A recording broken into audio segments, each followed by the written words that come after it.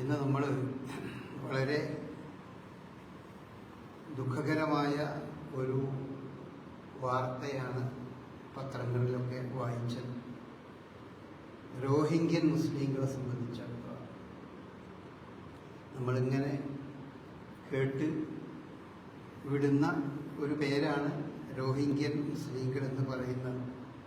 അധികം ആളുകളും ഇതാരാണ് എന്താണ് എന്നറിയില്ല. വാസ്തവത്തിൽ നമ്മളെക്കാളൊക്കെ സൗകര്യങ്ങളോടുകൂടി എല്ലാവിധ ഭൗതികമായ കാര്യങ്ങളൊക്കെ ഉപയോഗപ്പെടുത്തി ഒരു രാജ്യത്ത് ജീവിച്ചിരുന്ന ആളുകളാണ് അവർ. പണ്ടത്തെ ബർമ്മ, ഇന്നത്തെ മ്യാൻമർ, അതിൻ്റെയും ബംഗ്ലാദേശിൻ്റെയും ഇടയിലുള്ള അറാക്കാൻ എന്ന് പറഞ്ഞൊരു പ്രദേശമായി. അത് സ്വതന്ത്ര രാജ്യമായിരുന്നു. ബഹുഭൂരിപക്ഷം മുസ്ലിങ്ങളാണ് അവിടെ ഉണ്ടായിരുന്നത്. അവരായിരുന്നു അവിടെ ഭരണം നടത്തിയിരുന്നത്.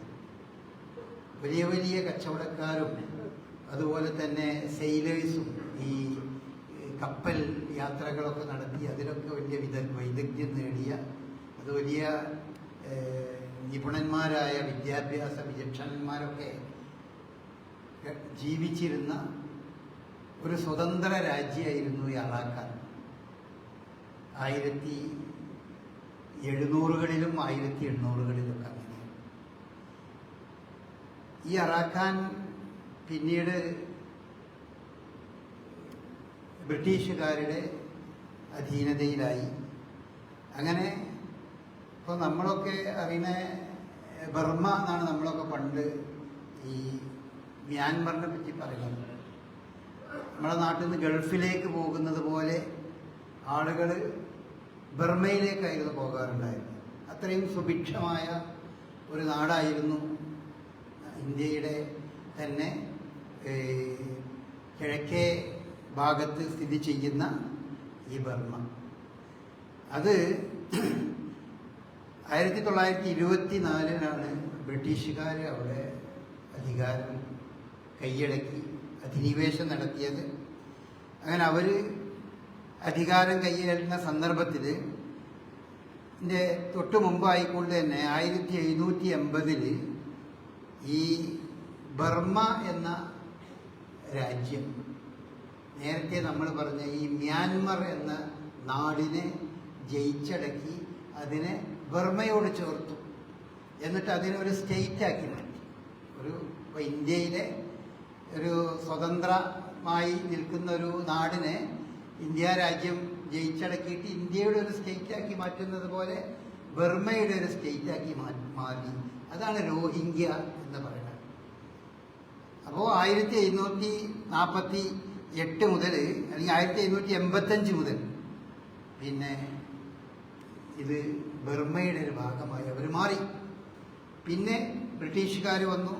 അവർ 1948 പിന്നെ ബർമ്മ സ്വതന്ത്രമായി. അപ്പോൾ ഈ രാജ്യവും സ്വതന്ത്രമായി. പിന്നെ അവിടെ ഇങ്ങനെ ചെറിയ ചെറിയ അസ്വാരസ്യങ്ങൾ ഉണ്ടാകാൻ തുടങ്ങി. ഈ നാട്ടുകാർ അവർ ബർമ്മക്കാരല്ല. ചില ആളുകളൊക്കെ പറയല്ലോ ഒരു ഇന്ത്യക്കാരല്ല, അവർ ഇന്ന നാട്ടുകാരാണ് എന്നൊക്കെ പറയുന്നത് പോലെ ബർമ്മക്കാരല്ല എന്ന് പറഞ്ഞുകൊണ്ട് ബുദ്ധമത വിശ്വാസികളാണ് ഏറ്റവും കൂടുതൽ ബർമ്മയിലുണ്ടായിരുന്നത്. അഹിംസയുടെയും മറ്റെല്ലാറ്റിൻ്റെയും ഒക്കെ വക്താക്കളായിട്ടുള്ള ബുദ്ധമത വിശ്വാസികളുടെ ഇടയിലെ തീവ്രവാദികൾ രംഗത്ത് വന്നു. അങ്ങനെ അവിടെ ഇതിനെ സംബന്ധിച്ച്, ഈ നാടിനെ സംബന്ധിച്ച് വലിയ പ്രശ്നങ്ങൾ, ഒരു ചെറിയ ചെറിയ അസ്വാരസ്യങ്ങളൊക്കെ കലർന്ന് വന്നു. അങ്ങനെയാണ് 1982 അവിടെ പൗരത്വ നിയമം ബർമ്മ തീരുമാനിച്ചു. റോഹിംഗ്യൻ പ്രദേശത്തുള്ള അതിൻ്റെ ആളുകൾ ഈ നാട്ടുകാർ തന്നെയാണോ അല്ലേ എന്നുള്ളതൊന്ന് തീരുമാനിക്കണം. അപ്പോൾ അതിനുവേണ്ടി പൗരത്വവും നമ്മളെ SIR ഒക്കെ നമ്മൾ പറയുന്നത് പോലെ രാജ്യത്തിൻ്റെ അത്തരം നിയമപ്രകാരം പൗരത്വ നിയമം അവിടെ കൊണ്ടുവന്നു. ആ പൗരത്വ നിയമം വന്നതോടുകൂടി ഈ റോഹിംഗ്യയിലുള്ള ബഹുഭൂരിപക്ഷം ആളുകളും അവർക്ക് പൗരത്വം നഷ്ടപ്പെട്ടു. അവരാരും ആ നാടിലെ പൗരന്മാരല്ല. പൗരന്മാരാണെങ്കിൽ 1883 അവരവിടെ അവരുടെ പൂർവ്വപിതാക്കൾ അവിടെ ജീവിച്ചിരുന്നതിൻ്റെ രേഖ കൊണ്ടുവരണമെന്ന് പറഞ്ഞു. നമ്മുടെ നാട്ടിലൊക്കെ ചില സംസാരങ്ങളും ചില സംഭവങ്ങളൊക്കെ ഉത്തരേന്ത്യൻ നാട്ടിലൊക്കെ നടക്കുന്നത് കേൾക്കുമ്പോൾ നമ്മൾക്ക് ഇതൊക്കെ ഓർമ്മ വരും. രേഖ കൊണ്ടുവരുന്ന അവർക്ക് സാധുക്കളായ ആളുകൾക്ക് അവർക്ക് രേഖ കൊണ്ടുവരാനൊന്നുമില്ല. അവർ വളരെ കാലങ്ങളായി അവിടെ ജീവിച്ചുകൊണ്ടിരിക്കുകയാണ്, പതിറ്റാണ്ടുകളായി അവർ ജീവിച്ചുകൊണ്ടിരിക്കുകയാണ്. അവരെ മുതുമുത്തച്ഛന്മാരുടെ വല്യാപ്പമാരൊക്കെ അവരൊക്കെ രേഖകളും മറ്റും കാര്യമൊക്കെ കൊണ്ടുവരണം അവർക്ക് സാധിച്ചു. അങ്ങനെ അവരൊക്കെ പൗരത്വമില്ലാത്തവരായി മാറി. പൗരത്വമില്ലാതായപ്പോൾ അവർക്ക് പ്രത്യേകമായ നിയമം വന്നു. ആ പ്രത്യേകമായ നിയമപ്രകാരം നാട്ടിലെ സഞ്ചാര സ്വാതന്ത്ര്യം ആദ്യം ഇല്ലാതെയാക്കി. അവരൊരു സ്റ്റേറ്റാണ്. ഇപ്പോൾ നമ്മുടെ നാട്ടിലിപ്പോൾ സഞ്ചാര സ്വാതന്ത്ര്യം ഇന്ത്യയിലാണ്ട് കേരളത്തിൽ വസിക്കുന്ന ആളുകൾക്ക് കേരളത്തിൻ്റെ പുറത്ത് പോകാൻ പാടില്ല എന്ന് പറഞ്ഞാൽ എങ്ങനെ ഉണ്ടാവും? അതുപോലെ രോഹിംഗ്യർക്ക് സഞ്ചാര സ്വാതന്ത്ര്യം ഇല്ലാതെ നാട്ടിലെ ഗവൺമെൻറ്റിൻ്റെ ഒരാനുകൂല്യവും അവർക്ക് ലഭിക്കാതെ വിദ്യാഭ്യാസമല്ല. അങ്ങനെ രോഹിംഗ്യ മുസ്ലിങ്ങളിൽ പിന്നെ ബഹുഭൂരിപക്ഷം മുസ്ലിങ്ങളായതുകൊണ്ടാണ് രോഹിംഗ്യൻ മുസ്ലിങ്ങൾ എന്ന് പറയുന്നത്. അവരിൽ ഒരു കുറച്ച് കാലഘട്ടം കഴിഞ്ഞപ്പോൾ ഒരു ഡിഗ്രി പാസ്സായ ഒരാളില്ല, പോസ്റ്റ് ഗ്രാജുവേഷനിലെ ആളുകളില്ല, വിദ്യാഭ്യാസം അവർക്കില്ല. അതുപോലെ തന്നെ സർക്കാർ ഹോസ്പിറ്റലുകൾ അത് അവർക്ക് ഇല്ലാതെയായി. അതിലൊന്നും അവർക്ക് അവകാശമില്ലാതെ. കാരണം അവർ ഈ നാട്ടിലെ പൗരന്മാരല്ല. അങ്ങനെ കുറച്ച് ആ രീതിയിൽ കുറേ നിയമങ്ങൾ അവർക്ക് സ്വാഭാവികമായിട്ട് വന്നു. വിവാഹത്തിലും കുറേ നിയമങ്ങൾ വന്നു. 2ൽ കൂടുതൽ കുട്ടികൾ ഉണ്ടാകുകയാണെങ്കിൽ അവരെ അങ്ങനെ ചെയ്യണം ഇങ്ങനെ ചെയ്യണം എന്നൊക്കെയുള്ള ഒരുപാട് നിയമങ്ങളുണ്ടായി.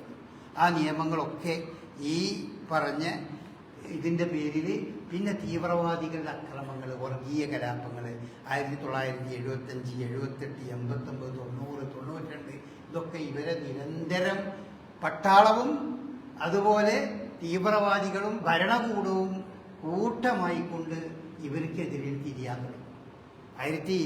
2017 നടന്ന ഒരു വലിയ പട്ടാളം കിട്ട് നാട്ടിലിറങ്ങിയിട്ട് ഇവരെ മുഴുവൻ ആ നാട്ടിൽ നിന്ന് പുറത്താക്കാനുള്ള നടപടികൾ എടുക്കേണ്ടായി. അതിലേകദേശം 7 ലക്ഷം ആളുകൾ, ആലോചിച്ച് നോക്കണം, 7 ലക്ഷം ആളുകൾക്ക് ആ നാട് വിട്ട് തൊട്ടടുത്ത പ്രദേശമായ ബംഗ്ലാദേശിനും മറ്റൊക്കെ പലായനം ചെയ്യേണ്ടി വന്നു. അത്ര വലിയ. അങ്ങനെ അവർ അവസാനം ഈ ഒരു മനുഷ്യാവകാശ പ്രശ്നമാണ്, ഇതൊരു മതത്തിൻ്റെ പ്രശ്നമല്ല, മനുഷ്യാവകാശ പ്രശ്നമാണ്. അതുകൊണ്ട് മനുഷ്യാവകാശ സംഘടനകളും മറ്റൊക്കെ ഇതിൽ ഒരുപാട് ഇടപെട്ടെങ്കിലും ഇതിലൊന്നും യാതൊരു കുറവുണ്ടായില്ല. അങ്ങനെ അവർ അഭയാർത്ഥികളായി. ആ നാട്ടുകാർ മുഴുവൻ അഭയാർത്ഥികളായി. നാട്ടിൽ ജീവിക്കാൻ കഴിയാതെ തൊട്ടടുത്ത ബംഗ്ലാദേശിലെ ഏകദേശം ഒരു 7 ലക്ഷത്തിലധികം അഭയാർത്ഥികൾ അവിടെ കുടിയേറി. ഇന്ത്യയിൽ കുറേ ആളുകൾ ഇന്ത്യയിലേക്ക് വന്നു. വേറെ കുറേ ആളുകൾ സൗദി അറേബ്യയിൽ എത്തിപ്പെടുകയുണ്ടായി. പിന്നെ മലേഷ്യയിലും അതുപോലെ തന്നെ ഇന്തോനേഷ്യയിലേക്കൊക്കെ പല രീതിയിലും പിന്നെ ബോട്ടും ഉരുവൊക്കെ കയറിയിട്ട് കുറേ ആൾക്കാർ അങ്ങനെയും അതിലേക്ക് പോയി. അതിലൊക്കെ കുറേ ആളുകൾ മുങ്ങി മരിക്കുകയൊക്കെ ചെയ്തിട്ടുണ്ട്. അപ്പം അങ്ങനെ ഒരവസ്ഥ അവർക്കുണ്ടായി.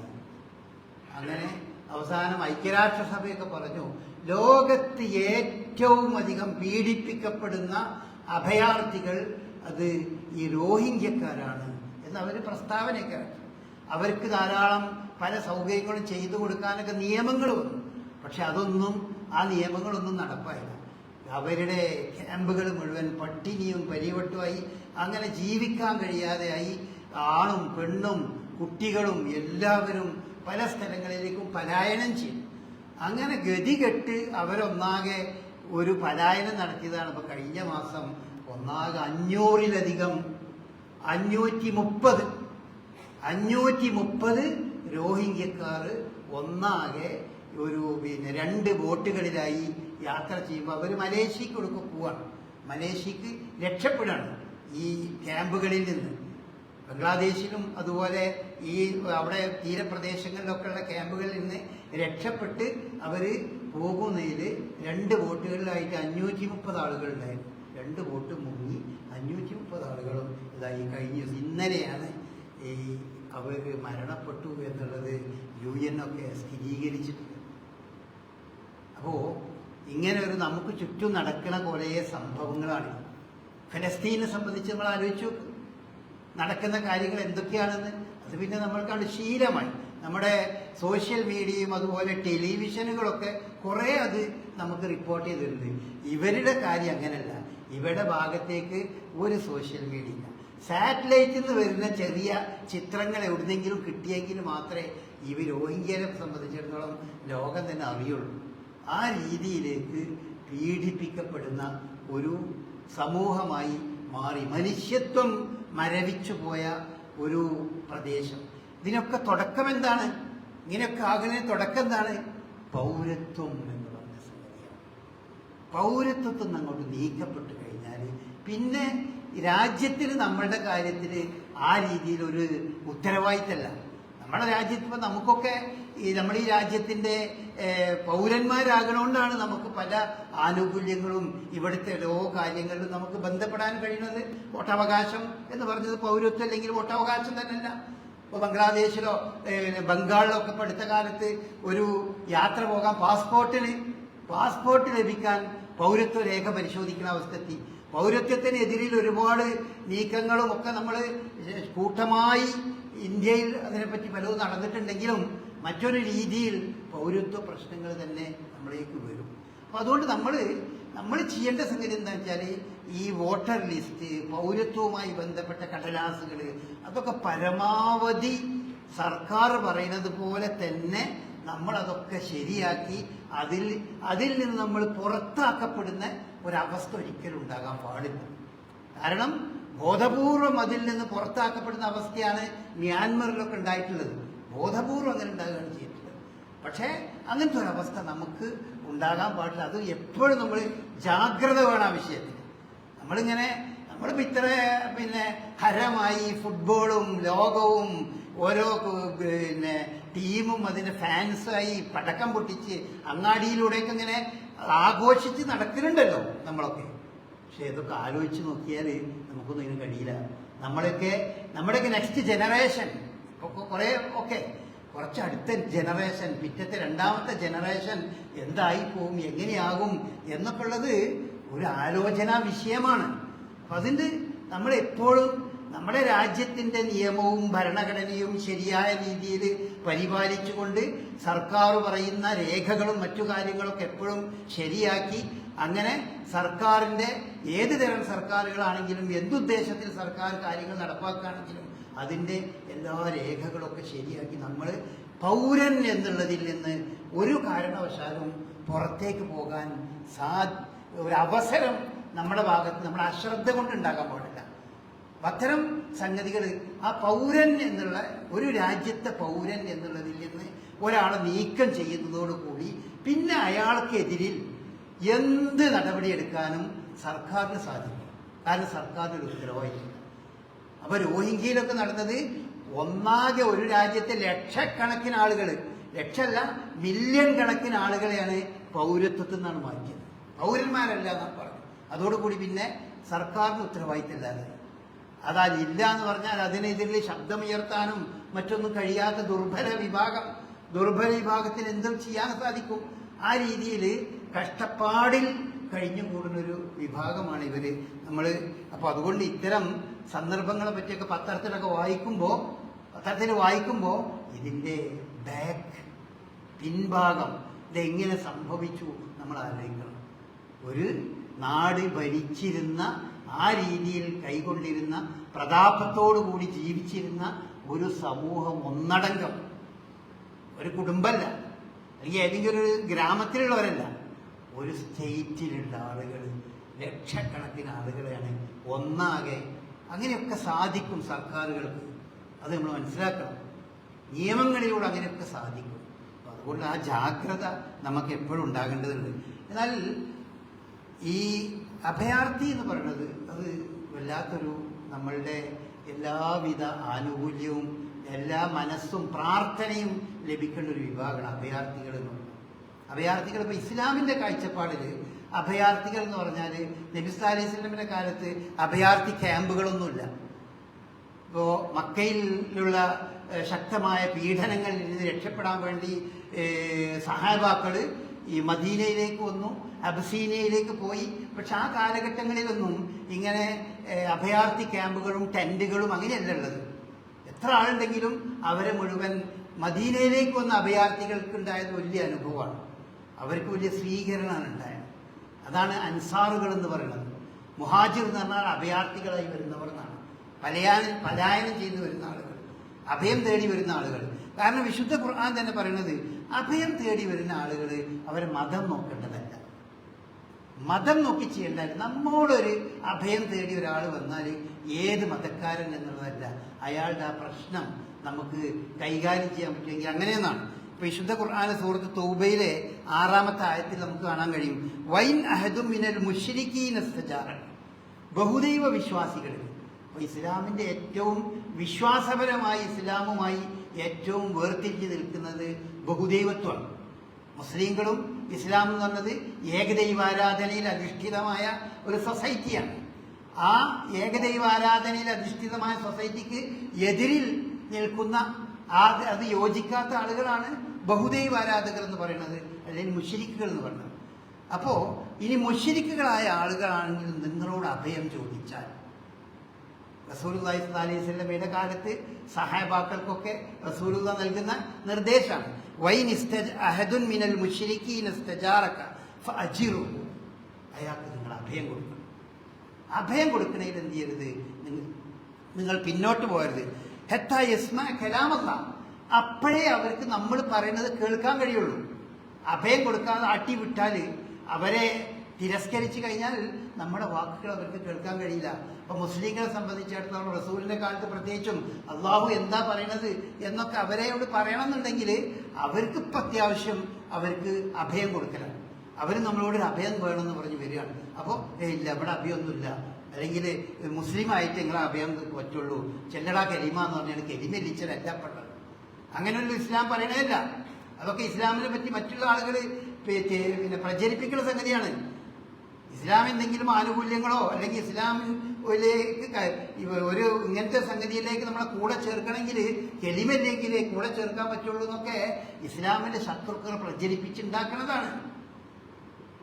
ആ രീതി ഇവിടെ ഇസ്ലാമിലെ മുശ്രിക്കായ ആളുകൾ, ബഹുദൈവ വിശ്വാസികളായ ആളുകൾ, അവരുടെ വിശ്വാസത്തോടു കൂടി തന്നെ ആ ബഹുദൈവത്വത്തിൽ നിന്നുകൊണ്ട് തന്നെ നിങ്ങളോട് അഭയം തേടി വന്നാൽ, അവരഭയാർത്ഥികളായി വന്നാൽ നിങ്ങൾ ഒരിക്കലും അഭയം കൊടുക്കാതിരിക്കരുത്. അഭയം കൊടുക്കണം. എന്നിട്ട് അവർക്ക് നമുക്ക് പറയാനുള്ളത് നമ്മൾ എന്താണ് എന്നുള്ളത് അവരെ ബോധ്യപ്പെടുത്തണം. എന്നിട്ട് സുമ്മ അഭിലഹവും, എന്നിട്ട് അയാൾക്ക് ഏറ്റവും സുരക്ഷിതമായ സ്ഥലത്തേക്ക് അയാളെ നിങ്ങൾ എത്തിക്കണം. അയാളെ സുരക്ഷിതമായ സ്ഥലത്ത് സുമ്മ അഭിലഹവും അഗ്മനവും എന്നാണ്. അദ്ദേഹത്തിന്റെ ആ അഭയം തേടി വരുന്ന ആൾക്ക് ഏറ്റവും സുരക്ഷിതത്വമുള്ള ഏതാണ്, അതിലേക്ക് നിങ്ങൾ എത്തിക്കണം. ഇതൊക്കെയാണ് മുസ്ലിങ്ങൾ പഠിപ്പിക്കപ്പെടുന്ന സംഗതികൾ. അങ്ങനെയാണ് അഭയാർത്ഥികളോട് കാണേണ്ടത്. ദാലിക ബിഅന്നഹും ഖൗമുൻ ലാ യഅലമൂൻ, എന്തുകൊണ്ടാന്ന് വെച്ചാൽ ഇത് അറിവില്ലാത്തൊരു ജനതയല്ലേ, അറിവില്ലാത്ത ആളുകളാണ് അവർ. അതുകൊണ്ട് അവര് ഈ നമ്മളെ വിശ്വാസത്തിലേക്ക് കടന്നു വരുന്നില്ല എന്ന് അവർക്ക് അതിനെപ്പറ്റി അറിയാത്തതുകൊണ്ടാണ്. അതുകൊണ്ട് നിങ്ങൾ അവർക്ക് അഭയം നൽകുക. മാത്രമല്ല, അഭയം നൽകി നമ്മൾ തമ്മിലുള്ള കമ്മ്യൂണിക്കേഷനൊക്കെ നടത്തി നിങ്ങൾ അവരെ വളരെ മാന്യമായി സുരക്ഷിതമായ സ്ഥലത്തേക്ക് എത്തിച്ചു കൊടുക്കുക. ഇത്ര വിശാലമായ ഒരു കാഴ്ചപ്പാടാണ് യഥാർത്ഥത്തിൽ ഈ അഭയാർത്ഥികളുമായി ബന്ധപ്പെട്ട സംഗതികളിൽ ഇസ്ലാം നമുക്ക് കാണിച്ചു തരുന്നത്. അങ്ങനെയാണ്. അതുപോലെ തന്നെ വിശുദ്ധ ഖുർആൻ സൂറത്ത് ഹശറിന്റെ 9-ാമത്തെ വചനത്തിൽ പറയുന്നുണ്ട്, വല്ലദീന തബവ്വഉ ദാറ വൽ ഈമാന മിൻ ഖബ്ലിഹിം യുഹിബ്ബൂന മൻ ആജറ ഇലൈഹിം വലാ യജിദൂന ഫീ സുദൂരിഹിം ഹാജത്തുൻ മിമ്മാ ഊതു.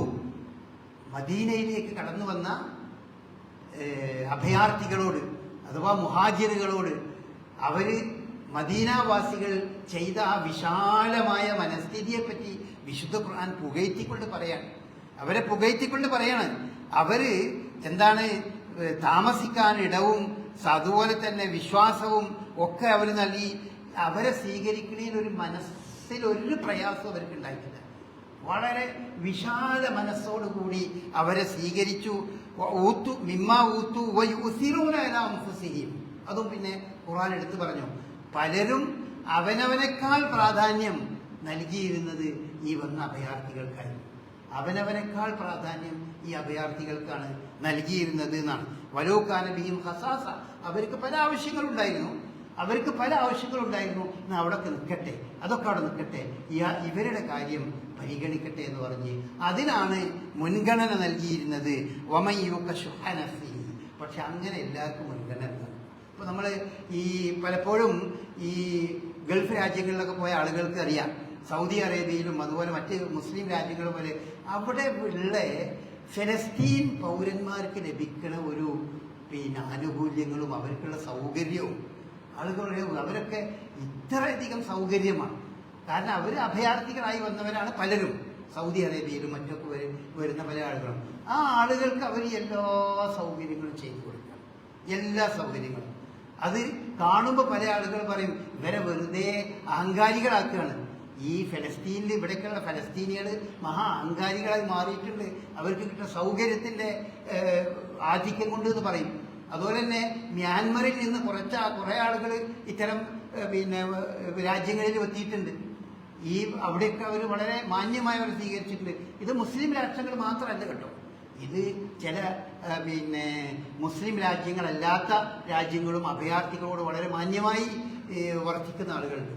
പക്ഷേ പല സ്ഥലങ്ങളിലും അഭയാർത്ഥികൾ വളരെ ക്രൂരമായി അവരോട് പെരുമാറുന്ന രീതി ആളുകളും അതുപോലെ ഭരണകൂടവും അങ്ങനെ ചെയ്യുന്നുണ്ട്. അതുകൊണ്ട് പല അഭയാർത്ഥി ക്യാമ്പുകളും സന്ദർശിച്ച പല ആളുകളും നൽകുന്ന റിപ്പോർട്ടുകൾ നമ്മൾ വായിക്കുമ്പോൾ പുഴുക്കളെപ്പോലെ ജീവിക്കണ, ചേരികളെക്കാൾ മോശമായ രീതിയിൽ ജീവിക്കുന്ന അവസ്ഥയാണ് പല അഭയാർത്ഥി ക്യാമ്പുകൾക്കുള്ളത്.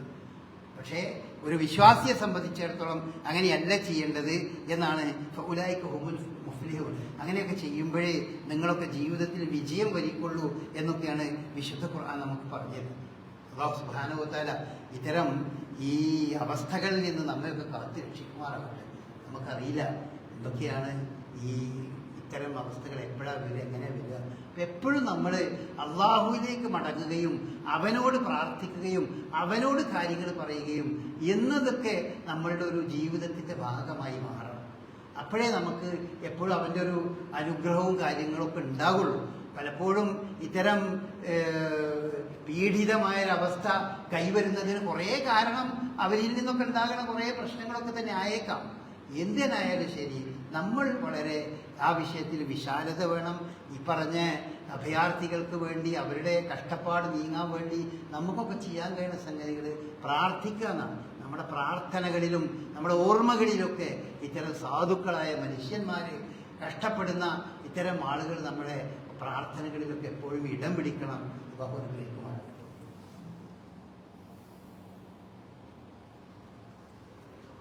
അൽഹംദുലില്ലാഹ് الذي هدانا لهذا وما كنا لنهتدي لولا أن هدانا الله.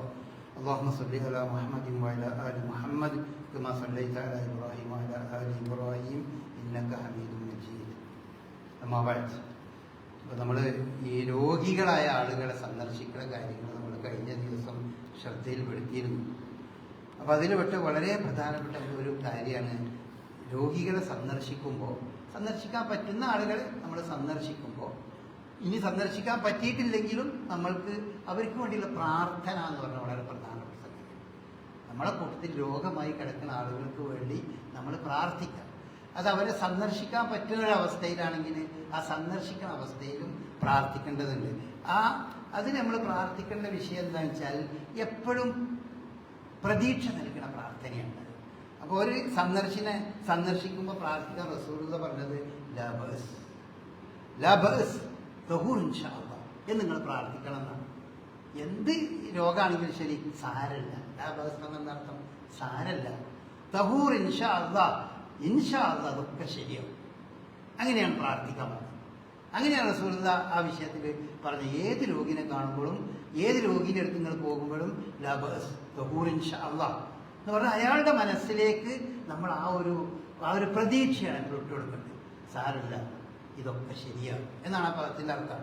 തഹൂർ വിശുദ്ധമാവും, ശരിയാകും ഇൻഷാ അല്ലാഹ് എന്നാണ് ഒന്ന് റസൂലുള്ളാഹി പഠിപ്പിച്ച ഒരു പ്രാർത്ഥന. അതാണ്.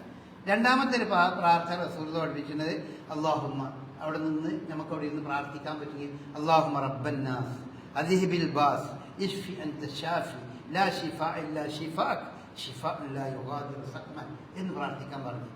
മനുഷ്യരുടെ രക്ഷിതാവായ അല്ലാഹുവേ, ഈ പ്രയാസം, ഈ രോഗം നീ നീക്കിക്കൊടുക്കണമേ, നീ ശിഫ നൽകണമേ.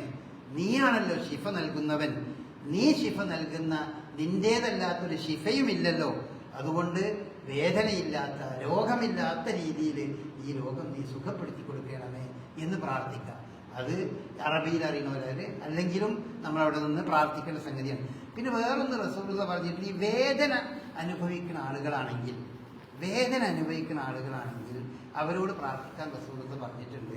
അതെന്താന്ന് വെച്ചാൽ, വേദന ഉള്ള ഭാഗത്ത് വലത് കൈ വെക്കുക. ഇജ്അൽ യമീനക അലൈഹ, വലത് കൈയോട് വെച്ചിട്ട് ബിസ്മില്ലാ ബിസ്മില്ലാ ബിസ്മില്ലാ 3 പ്രാവശ്യം പറയാം. അതിനുശേഷം ഇങ്ങനൊരു പ്രാർത്ഥന. ആ പ്രാർത്ഥന എന്താണ്? അഊദു ബില്ലാഹി വ ഖുദ്റതിഹി മിൻ ശർരി മാ അജിദു വ ഉഹാദിർ. അത് അവനവൻ തന്നെ ചെയ്യാവുന്ന ഒരു സംഗതിയാണ്, അല്ലെങ്കിൽ മറ്റൊരാൾക്കും ചെയ്തു കൊടുക്കാവുന്ന സംഗതിയാണ്. വേദന ഉള്ള ഭാഗത്ത് കൈ വെച്ചിട്ട് ബിസ്മില്ലാ എന്ന് 3 പ്രാവശ്യം പറയാം. എന്നിട്ട് പറയാം അഊദു ബില്ലാഹി വ ഖുദ്റതിഹി, അള്ളാഹുവിനോട് ഞാൻ ശരണം തേടുന്നു, അവന്റെ കഴിവിനോട് ഞാൻ ശരണം തേടുന്നു. മിൻ ശർരി മാ അജിദു വ ഉഹാദിറു, ഞാൻ അനുഭവിക്കണം, എനിക്ക് പ്രയാസം ഉണ്ടാക്കണം ഈ വിഷയത്തിൽ ഞാൻ പടച്ചോനെ എന്നോട് കാവൽ തേടുകയാണ് എന്ന് പ്രാർത്ഥിക്കാം. അപ്പം ഏറ്റവും ചുരുങ്ങിയത് നമ്മൾ ആ പ്രാർത്ഥന നമ്മൾ മനസ്സിലാക്കി വെക്കുക. അല്ലെങ്കിലും നമ്മൾ പ്രാർത്ഥനയില്ലെങ്കിൽ അല്ലെങ്കിൽ അതിൻ്റെ ആശയമെങ്കിലും നമുക്ക് പറയാൻ കഴിയണം. വേദനിക്കുന്ന ആൾ വേദനിക്കുന്ന സ്ഥലത്ത് വലത് കൈ വെച്ച് ബിസ്മില്ലാ എന്ന് 3 പ്രാവശ്യം പറഞ്ഞ്, പിന്നെ പടച്ചോനെ ഈ പ്രയാസം ബുദ്ധിയും ഇന്ന് എന്നെ എനിക്ക് നീ മോചനം നൽകണേ എന്നുള്ള പ്രാർത്ഥനയാണ്. അതൊരു 7 പ്രാവശ്യം നിങ്ങളത് ചെയ്യണം എന്ന് റസൂലുള്ളാഹി സ്വല്ലല്ലാഹി അലൈഹി വസല്ലം പറഞ്ഞിട്ടുണ്ട്. സാധാരണ വേദനിക്കുന്നവന്റെ പ്രാർത്ഥന എന്ന് പറഞ്ഞുകൊണ്ട് അറിയപ്പെടുന്ന പ്രാർത്ഥനയാണ്. അപ്പം ഈ പ്രാർത്ഥനകൾ നമ്മൾ വളരെ രോഗികൾക്ക് വേണ്ടി അവരെ സന്ദർശിക്കുമ്പോൾ നമ്മൾ പ്രാർത്ഥിക്കുക. രോഗികളും രോഗം ഉള്ളവരും ഈ പ്രാർത്ഥനകൾ നിരന്തരമായി ചെയ്യുക. കാരണം നമ്മൾ മനസ്സിലാക്കേണ്ട സംഗതി എന്താ വെച്ചാൽ, നമ്മൾ ഈ കിടക്കുന്ന ആ കിടത്തവും നമ്മളെ ഈ ബുദ്ധിമുട്ടും നമ്മളെ കഷ്ടപ്പാടും നമ്മൾ അനുഭവിക്കുന്ന വേദനയും ഇതൊക്കെ നേരെ കണ്ടുകൊണ്ടിരിക്കുന്നവരാണ് പടച്ചോൻ. അത് നമുക്ക് സുഖമാകാത്ത ആ രീതിയിലാക്കുന്നതിൽ അല്ലാഹുവിൻ്റെ ഭാഗത്ത് അതിൻ്റെതായ കാരണങ്ങളുണ്ടാകും, അതിലൊരു ഹിക്മത്ത് ഉണ്ടാവും. അല്ലാതൊന്നും അറിയാത്തോണ്ടല്ല. ഞാൻ ഇത്ര ഇങ്ങനെ കഷ്ടപ്പെട്ട് വേദനിച്ചിങ്ങനെ പൊളയുന്നത് ഇതിങ്ങനെ കണ്ടു നിൽക്കുന്നവരാണല്ലോ അല്ലാഹു. അപ്പൊ ഈ കണ്ടു നിൽക്കണ അല്ലാഹ് എന്താ അതിനൊരു പരിഹാരം കാണാത്തത് എന്ന് പേടിക്കേണ്ട ആവശ്യമില്ല. അത് പരിഹാരം കാണേണ്ടതാണെങ്കിൽ അല്ലാഹു അതിന് പരിഹാരം കാണും. നമ്മളെ ഈ പ്രാർത്ഥനയായിരിക്കും ചിലപ്പോൾ നമുക്ക് ആ പരിഹാരത്തിന് വഴിയൊരുക്കുക. നമ്മുടെ മനസ്സിന്റെ ഉറപ്പായിരിക്കും വഴിയൊരുക്കുക. ഇനി ഒന്നുമില്ലെങ്കിൽ നമ്മൾ ഇതൊക്കെ അനുഭവിക്കണമെങ്കിൽ ഒരു വിശ്വാസിയെ സംബന്ധിച്ചിടത്തോളം ആ അനുഭവിക്കുന്നതിനൊക്കെ പോലെ അവന്റെ റിക്കാർഡ് ഇങ്ങനെ വലുതായിക്കൊണ്ടിരിക്കുക. റസൂലുള്ളാഹി പറഞ്ഞ സംഗതിയല്ലേ, അവന്റെ പാപങ്ങൾ ഇങ്ങനെ നീങ്ങിപ്പോവുകയും റിക്കാർഡ് ഇങ്ങനെ വലുതായിക്കൊണ്ടിരിക്കുകയും ചെയ്യണമെന്നാണ് റസൂലുള്ളാഹി സ്വല്ലല്ലാഹി അലൈഹി വസല്ലം പറഞ്ഞത്. ഒരുപക്ഷെ നമ്മൾ സമാധാനിക്കണം. രോഗമായി കഷ്ടപ്പെട്ട് വിഷമിച്ച് വേദനിച്ച് വേദന കടിച്ചമർത്തുമ്പോഴും മനസ്സിൻ്റെ ഉള്ളിൽ വിചാരിക്കണം, ഒരുപാട് പാപങ്ങൾ ചെയ്തിട്ടുണ്ടല്ലോ, ആർക്കപ്പം ഞാൻ പാപം ചെയ്തിട്ടില്ല എന്ന് പറയാൻ ധൈര്യം ഉണ്ടാകുക? എല്ലാവരും ബാക്കൊക്കെ ഒന്നാ തിരിഞ്ഞു നോക്കിയാൽ ഒരുപാട് നമ്മളെല്ലാവരും ചെയ്തിട്ടുണ്ടാവും. ഇതൊക്കെ മാഞ്ഞു പോകുമല്ലോ, ഇതൊക്കെ മാഞ്ഞു പോകണ്ടല്ലോ ഈ വേദനയിൽ എന്ന് ആലോചിക്കുമ്പോൾ ആ വേദന നമുക്ക് വളരെ കുറഞ്ഞതായിരിക്കും. അങ്ങനെയൊക്കെയാണ് നമ്മൾ രോഗത്തെയൊക്കെ നമ്മൾ സമീപിക്കേണ്ടത്. അപ്പോൾ പ്രാർത്ഥന ആ രീതിയിൽ ചെയ്യുക. കഷ്ടപ്പെടുന്ന, ദുരിതമനുഭവിക്കുന്ന, പ്രയാസപ്പെടുന്ന ഈ റോഹിംഗ്യന്മാരെ പോലുള്ള മനുഷ്യർക്ക്, അവരൊക്കെ മനുഷ്യരാന്നുള്ള നിലക്ക് അവർക്ക് വേണ്ടിയൊക്കെ പ്രാർത്ഥിക്കുക. ഫലസ്തീനുള്ളവർക്കും അല്ലാത്തവർക്കൊക്കെ വേണ്ടി നമ്മൾ പ്രാർത്ഥിക്കുക. അല്ലാഹു അനുഗ്രഹിക്കുമാറാകട്ടെ.